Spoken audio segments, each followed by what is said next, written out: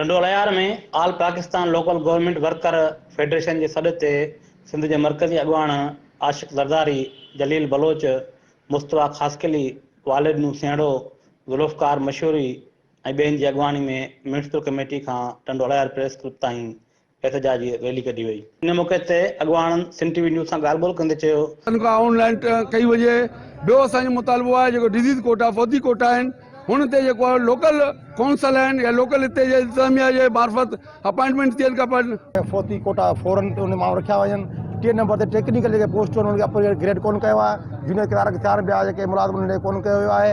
उन खां अलावा 17 असांजा ॿिया जेके मुतालबा आहिनि जेके फौरी जेको उन्हनि जे लाइ अमल दरामद कयो वञे। गवर्नमेंट का रूल है कि जो सरकारी मुलाजिमीन की जगह ऑन ड्यूटी जो वफात पाएगा उसकी जगह उसकी औलाद को रोज़गार दिया जाता है, मगर हमारे मुलाजिमीन के औलादों को रोज़गार मिलना तो दूर की बात है। आज तक ऐसे लोग हैं जिनको 10-15 साल से ज़ायद का अरसा हो गया रिटायर्ड हुए, मगर आज तक उन्हें जो उनके पूरी रकम यकमुश्त अदा नहीं की जाती। मेरा पुरजोर इंतजामिया से मुतालबा है कि लाइन पे काम करते हुए सैनिटरी वर्कर अगर खुदा ना खास्ता हलाक हो जाता है तो उसको और इदारों की तरह खसूसी मुआवजा दिया। प्रोमोशन रहा पे कॉन्ट्रैक्ट वारा 10-15 साल का कॉन्ट्रैक्ट ते कम कर रहा है। सिंध हुकूमत खे घुर्जे त मकानी खाते में हेठिन मुलाज़िमनि जा जायज़ मुतालबा मञी उन्हनि मां बेचैनी ख़त्म कई वञे।